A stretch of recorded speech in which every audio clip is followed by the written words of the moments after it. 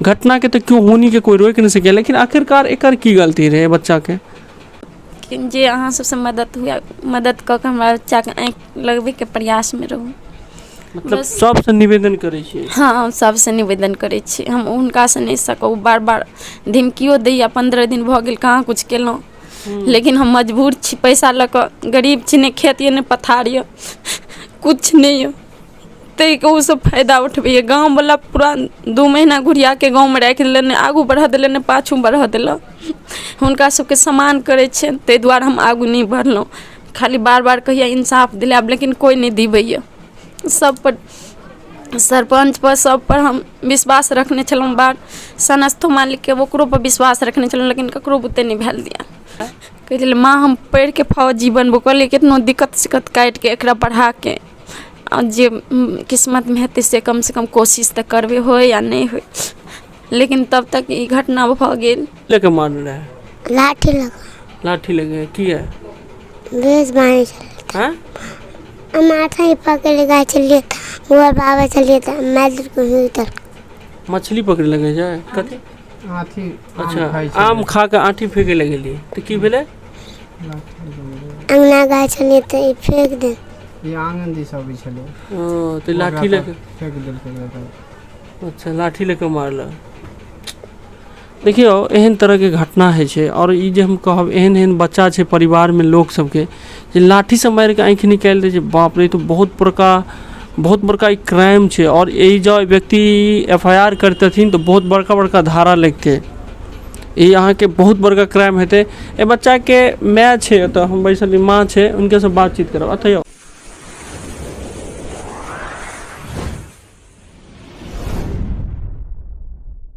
जय मिथिला, नमस्कार। एखन अहाँ सब देख रहल छी मधुबनी गुड न्यूज। हम अहाँ सबके बता दी जे मधुबनी जिला के अंधराठाड़ी प्रखंड से जलसेन पंचायत छे और भगवतीपुर गांव में छी हम बता दी जे एकटा बच्चा देखे देबै, ई सामने में देखे देबै जे बच्चा बहुत सुंदर छे, देखे में लागैया, लेकिन ये बच्चा के साथ बहुत बड़का घटना भेल छे, बहुत बड़का, और एतेक बड़का दर्दनाक घटना भेल छे जे हम अहाँ जिंदगी में कहियो एहन चीज सोचबो नहीं केने हेबै और सोचनियो नहीं हेबै जे एतेक बड़का घटना है छे। और सही में एतेक बड़का घटना भेल छे। हम बात करी आज से 2 महीना पहले के बात करी जे घटना भेल छे। ए बच्चा के मतलब बगल के जे बच्चा है छे, उनका पड़ोसी, ओ ए बच्चा के साथ में एहन घटना है छे जे आँख निकल गेल जाय छे, आँख के निकल जाय छे, आँख निकल जाय छे, जमीन पर गिर पड़े छे। अब खेल में होय छे कि केना है छे, उनकर परिवार से बातचीत करब, परिवार वाला छथि सबसे बातचीत करब, लेकिन एतेक बड़का घटना है छे। और जे व्यक्ति बुते एहन तरह के एहन घटना कैल जाय छे, ओ व्यक्ति कतो दूर के नहीं छथि, या समाज के रहे वाला और इनके पड़ोसी छथि, लेकिन ए व्यक्ति के अहिना छोड़ दै छे, ने इलाज के कर्म में हो या ने कतो कोनो चीज नहीं लगबै छथि। और गाँव समाज के लोग के एकटा चीज प्रश्न चिन्ह खड़ा है छे समाज पर। आई हम बता दी जे समाज अपना पर छोड़ दै छथिन जे हम निर्णय करब, लेकिन हम ई कहब जे सुप्रीम कोर्ट, हाई कोर्ट तो मान्यता दऽ दै छै इस चीज़ के समाज के, लेकिन समाज बुते न्याय कैल नहीं होइ छनि।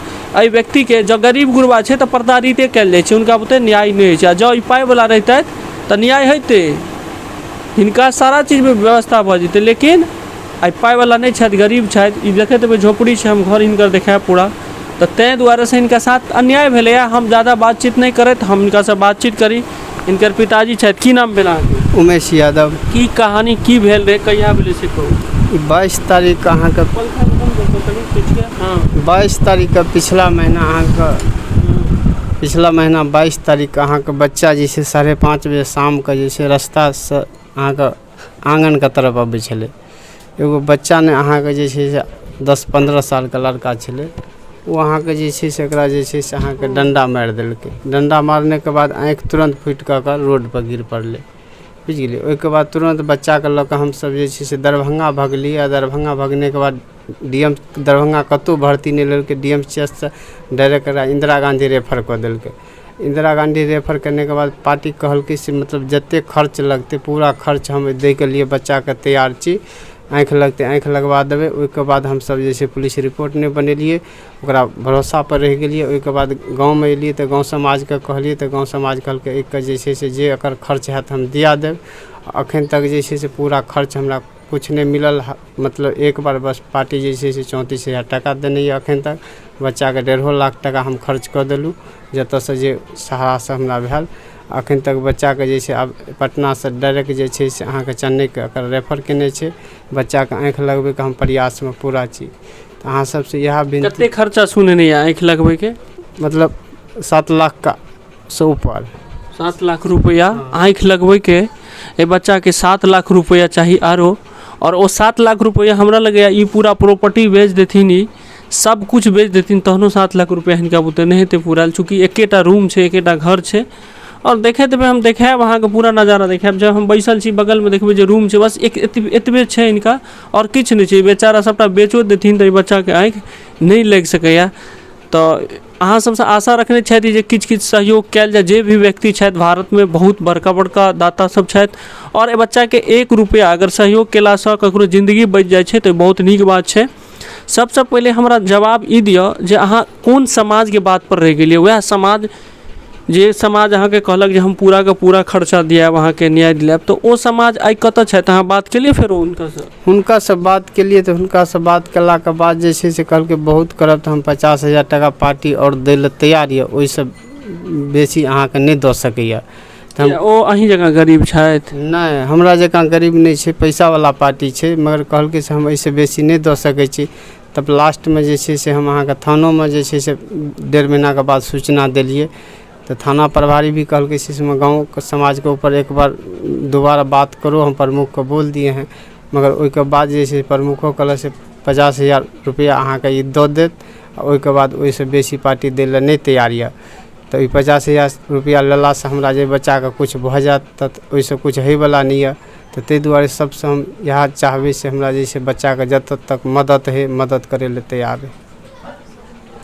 इनकर बात सुनलिए इनका गाँव वाला या हर तरह से प्रताड़ित कल जाए छै FIR करेला केस करेला या प्रशासन के सहारा ले ले न्याय देखियो दू तरह से लोग के न्याय मिले छै एकटा समाज से न्याय मिले छै जे शांतिपूर्ण से न्याय मिल जाए छै किछ करे नहीं पड़े छै दोसर न्याय मिले छै जे प्रशासन जे बनल छै जे धारा बनल छै जे ओ के सहारा लिया पड़े छै प्रशासन के सहारा लिया पड़े छै और ओतऽ जे छै से ऊपर चले छै कार्रवाई होइ छै तहन न्याय मिले छै तो ई व्यक्ति किछ नहीं केलकै नहीं इनका प्रशासन के इनके गलती छन प्रशासन लग पूरा नहीं केलखिन नहीं FIR केलखिन नहीं किछ केलथि दोसर बात समाज इनका न्याय नहीं दिलकै नहीं लेलथि मतलब समाज ओने बात छै हम ए बच्चा के देखैत हेबै हमरा बड़ा तकलीफ होइए ई बच्चा के जिंदगी डॉक्टर APJ अब्दुल कलाम कहने रहथिन जे आज के देश आज के युग में और हर युग में ही बच्चा ही साइंटिस्ट होता है बच्चा ही वैज्ञानिक होता है और APJ अब्दुल कलाम छला हमरा सबके भारत के वैज्ञानिक छला